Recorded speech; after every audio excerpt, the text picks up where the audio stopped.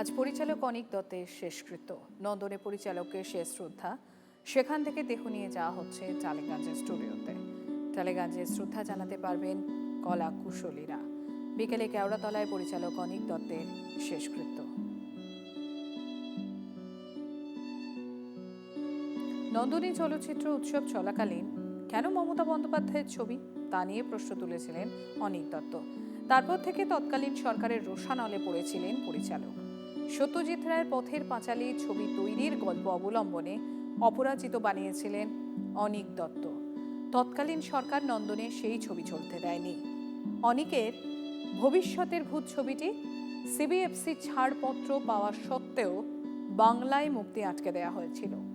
আদালতে মামলা লড়ে শেষ পর্যন্ত জয়ী হয়েছিলেন অনিক দত্ত। তৎকালীন সরকারকে ক্ষতিপূরণ দিতে হয়েছিল। পালা বদলের পর সেই নন্দনেই প্রয়াত পরিচালককে শেষ শ্রদ্ধা।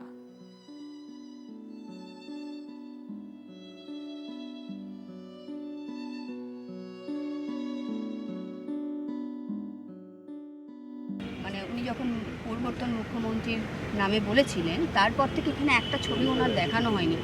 অবশেষে তার মরদেহ এখানে রাখা হলো শ্রদ্ধা। এই আমাদের বাংলার লজ্জা, এটুকুই বলবো। ফিল্ম ইন্ডাস্ট্রির জন্য লজ্জা, এবং এই সরকার, নতুন সরকারের আমলে আমরা এটা হতে দেব না।